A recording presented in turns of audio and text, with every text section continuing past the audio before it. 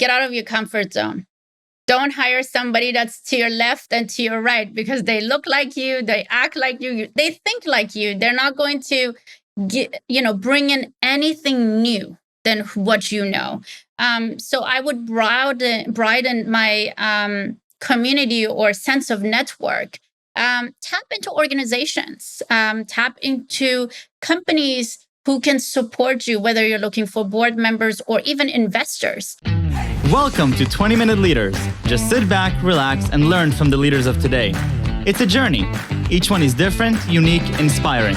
Let's get started. This episode is powered by J Ventures, a community-driven VC fund in Silicon Valley, in partnership with MENA, and sponsored by Homeward Ventures, Hippo Insurance, Upwest, Hillel at Stanford, Leap, and Birthright Excel.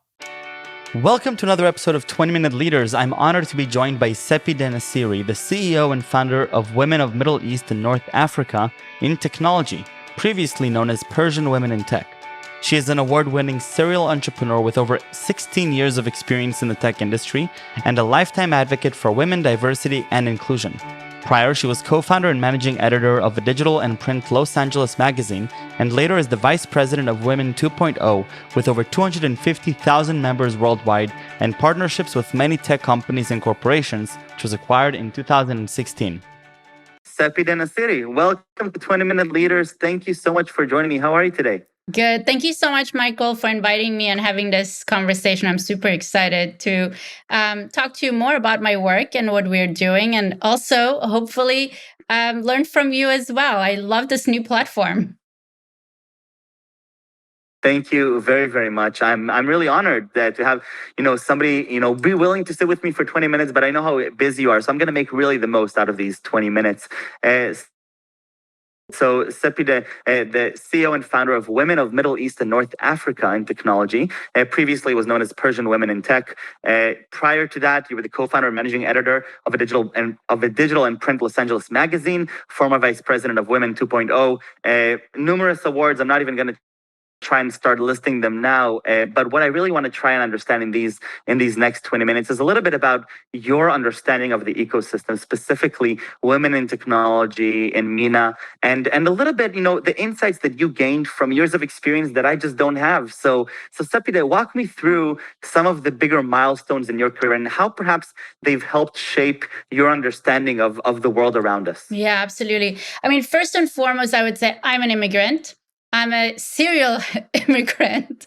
Coming from Iran, my background is Iranian, I'm Persian, and then moving at the age of 4 to Germany, living in Germany, so different culture, and then moving to the United States. So that already can give you a little bit of perspective of, learning different cultures, learning to live in a different world. Every country has its own way of living and so forth. So that was very interesting for me. And I think these are milestones. We learn a lot. Our capacity of understanding as the human connection is also different when we are living in different countries as well and learning that. So I would say that coming to the US, landed down the street from Apple and Sun Microsystem, which is different, I feel this is a privilege, having had that opportunity, growing up and being able to, back in the days, the internet was a little bit different. I still hear the AOL sound of connectivity, which is completely different today. And being able to dream, back then even, we had that opportunity. And here in California, that dream is getting wider and wider as you explore your career path. So for me, going to UCI in Southern California, I studied business and psychology. Again, connecting how to do business. We still are not dealing just with robots. There's the human connection involved. My milestones, I think, throughout my career has been being able to have opportunities, starting right out of college with co-founding a technology company that revolutionized the way we see content online today. You see Forbes, Fortune, New York Times, etc., having now a paywall where, content can be available online to anyone in the world. We started something similar to that long time ago, and then selling that company and moving back to Silicon Valley because I was in Southern California and looking at startups and how they were thriving and working on so many different technology, whether it's cloud computing, video games, and whatnot. So Milestone really is that I open myself into different industries and opportunities that usually people, and especially from my culture, my parents had a heart attack thinking about she's going to become an entrepreneur, which is not super stable. And I would even say it wasn't sexy back in the days to be an entrepreneur, what it is today. And so opening yourself to being okay in the unknown. I think those are some of my milestones, I would have to say. And so the passion for women in MENA in technology, where does that come from? I understand your personal story has a huge impact on that, but now you're taking it to another level. Now you're working on a community with, I believe, more than 35,000 women. Yeah, and different types of women from different upbringing, cultures, and whatnot. My passion is coming from a drive to see how the world is going to look tomorrow, and how the future innovators are going to be engaging. What are they building? And women are part of that. 50% of the population is women. And as we move forward, and these incredibly smart women who are not even having a voice today, there is a lack of their voices, whether look in CNA and entrepreneur, anywhere.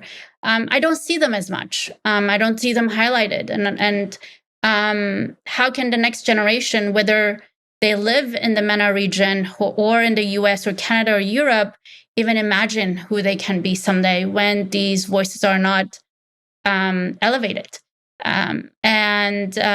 Generally speaking, women's voices need to be elevated, but minority groups like the MENA communities is where my passion lies, because that's my background. That's where the region I am from. And looking at right now numbers, even if you were going to go with data, 68 to 70% of college graduate with a STEM degree in the Middle East are women. 1 out of 3 startups either led or started are women in the Middle East. So when you look at those numbers, they are going to be your innovators. And so we need to highlight them so women around the world get more inspired, and we can give them a voice.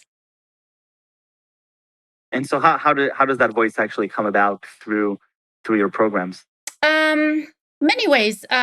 First and foremost, putting them on stages for them to share their stories, their challenges, contributing to educating our next generation and our current generation. Again, we also educate our community through workshops and programs that we curate with the help of our community and leaders. I also truly believe that not just the community needs to be engaged, but also stakeholders. So we partner with many companies around the world in order to help them impact their communities and engage with their communities, hire them, and understand who their employees are and what their challenges are. So through these engagements and programs, we're able to bring some change and move the needle forward. And essentially, the work is supposed to also create a world where the workplace is equal and there's diversity. Right. And so take me back, throughout your journey, you've been in this space for years. And so, let's go 30,000 feet in the air. How does this work? So where do you think is the disparity coming from, and where are the low-hanging fruits to improve on that? And I'm already hearing you say that representation and inspiration through media and through visual and auditory, that's a really big part of it. But where are we headed as a society, and what needs to happen to really move the needle here? Interesting. I just recently actually wrote an article on entrepreneur.com about this, how companies need to really take a look and see how they're building their culture and how they're tackling diversity. And there is a few things to think about. We can't just put them on a pedestal and just showcase them. We have seen now, just in the US, 2.3 million women have left the workforce. I think this was end of 2020. So in the past 6 months, that number has even widened and increased as well. So looking at what is the workplace, how are companies and how are leaders changing? Because we know, and at Women of MENA in Technology, we have seen in the past 6 years the lack of engagement and impact companies are creating for diversity, for women in the workplace. And now with the pandemic, that has even worsened. So what can companies do, or how can we change things? Is just the most basic things: equal pay. We have seen the ugly of Sounds simple. Yeah. And that's the most simple thing: equal pay for equal work. I think that's where we can start. And other things is, don't guess what you can do for your employees. Survey them, figure out what, you don't know who they are. You are putting a checkbox together saying, okay, I have this group or this cultural group and whatnot, but you really don't know who they are and how they identify unless you ask your employees. So, recognizing people generally is important. I think that lack of sense of belonging is also something that we see. And for women particularly, that's why they're leaving the workplace, right? They don't feel they belong. And so at our organization, we work with companies to help them understand and identify those challenges, whether it's internally or through talent acquisition and so forth as well. Very, very cool. And so one of the interesting things here that I am thinking of, you're not just an advocate for this. You're leading almost a movement or an organization that is really, is a thought leader. You're positioning yourself as somebody that people look up to, even just in the thought of what needs to happen to improve. Where does that meet you? Where does that impact you on a personal level, that you now have this added responsibility of being a thought leader in this really important movement? I think, this responsibility has been with me throughout growing up. I can tell you, in high school, I started the first peer counseling group for our entire region. And I had only, been an immigrant and had been in this country for 2 years at that point. So it's maybe a personality trait where I identify challenges. Maybe it's an entrepreneur mindset where I identify things that are missing or lacking and I would like to contribute to. And, impact is really important. When I leave this world one day, or the world that we are creating all together as individuals is going to stay here even when we leave. And I want to make sure that I've contributed to part of improvements as well. So, I think that everybody in the world really, or at least the people that we really care about here, they would agree that, equal pay for equal work makes a lot of sense. Inclusion, diversity, yes. People are, preaching this, from the biggest CEOs and the biggest venture capital. Why aren't things moving faster? Why? I think why is something that leaders or companies need to come with that answer themselves. A lot of it really has to do with financials. It's the number game. We're still, some of us who are leaders have not opened our mind into what really equality means. When you don't have the right decision makers in a room, and when you look at the companies, Fortune 100 to 500, 90% of them are men. So they don't have a view or an insight into what their company is on their day-to-day. And most of women who would have answers or would come up with suggestions or might, question things, because that's what it is, right? Leaders have to question certain things and looking at improvement. But when they all look the same, they're only focusing on the things that's interest to them. And so they are not looking at all the challenges when you don't have a diverse leadership, when you only have those minorities or underrepresented communities at your entry level. And that's the truth at most companies. I mean, most women are working at entry level. They don't get to management level. So how are they going to voice these type of challenges and problems? And so once you open those seeds, and not just one seed, I know California, for example, has a mandate now as a rule, you have to have, as a public company, one female on your board. That's not going to change anything. That person is going to be overpowered by all the 20 plus other board members or 10 plus board members. So really, if you want to make changes, you need to make changes really thinking about how is this going to impact? How is this going to make changes in our company or in our organization or in our community? Because essentially it's all hand in hand. Right. So as you know, as I go about my journey and my friends go about their journeys, us as young entrepreneurs, we're just starting out, and we have the added benefit of, choosing our first board members and choosing our first executives to join us in our journey. We don't have to go and change 100,000 person company top down. We can start from the roots. What are some very tangible things that I can be thinking about as I go about my journey to be a part of the improvement and not part of the problem? Get out of your comfort zone. Don't hire somebody that's to your left and to your right because they look like you, they act like you, they think like you. They're not going to bring in anything new than what you know. So I would broaden my community or sense of network. Tap into organizations, tap into companies who can support you, whether you're looking for board members or even investors. I think looking at who you choose as your investors is going to have a large impact on the growth of your company and the culture of your company as well. Investors aren't just writing checks. They're opening their network to you. They're opening their connections to you. And they're going to make suggestions that are going to be a positive impact on your company and startup. No, that makes a lot of sense. Now, every day you wake up and you continue doing what you're doing, and you're continuing to do it with a passion. Where does that come from? This, what, and I'm asking you, as a young entrepreneur, I want to find that passion. I want to find this spark that I'll wake up every day saying, this is my life mission right now. Yeah. I get this asked a lot, Michael. I would have to say is the impact that I create. The emails we get, the messages that we get, that we change someone's life.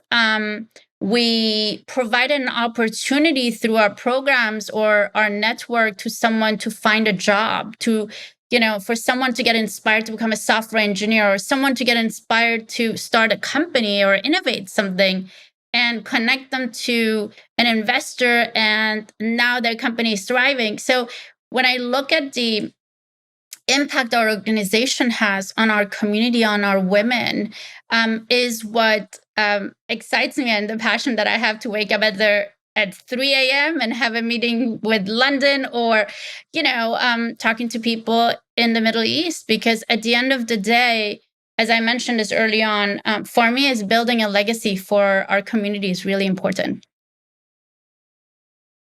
I love that. Sepideh, thank you so much for coming. I really appreciate it. I have a few more questions, not about women in MENA and technology, and going back a little bit to your childhood. What really fascinated you as a kid, whether it's a subject in school or a passion hobby? Yeah. Actually, what passionated me or the fascination I had was for space. It's so far away. We don't know a lot about it. We just know that it exists and we can learn about it. And I was so fascinated to know and get to know more about space. How can people space travel and so forth? And that fascination for me, that you can't always know everything, but you can have that inspiration for it translated into everything else that I've done as well. You don't know what's tomorrow, but you want to know or create that tomorrow. Very cool. And who has been a source of inspiration for you along your journey? And specifically, who inspires you in the work that you're doing today? Yeah. Many people. I have never looked at just one person or one CEO, or I think just normal people sometimes. My parents inspire me. I've seen how much resilience they have had to, start from zero 2 times with children. 3 children exact, and coming into countries where they didn't know anything. And I have to thank them for who I am today and the success that I have today. I have to, acknowledge it. And other people I see, Malala and the resilience she had through her experience and what she took out and the strength she had to move forward and the movement she has created and continues to be her own person. So people like that, I truly don't think only CEOs and so forth who are sitting high up are the source of inspiration. For us as individuals, I think we look at someone and the journey they have taken, and that can inspire us as well. Very, very cool. And what are 3 words that you would use to describe yourself? I have a lot of resilience. I don't believe in no. There is a maybe, and let's see later. So I'm very consistent with that. So resilience is one. I believe that I'm also very passionate about anything that I do and just about life. I think that's really important, that you have to love life to continue your work and have that passion. The last one. Describe. I think happy. I'm just a happy person to describe myself, but it's because I don't know. I mean, you have to be. I don't know. I'm very happy, and I think those things combination brings the personality that I've needed throughout the years of being who I am, or do the work that I needed to do. So those would be the combination of who I am. You ask my friends, they might tell you the difference. Sepideh, thank you so much. This was wonderful. Thank you for coming on. I really loved it. Thank you for teaching me so much, and stay safe and stay healthy. Thank you. Thank you, Michael. Have a fantastic day. Talk to you soon.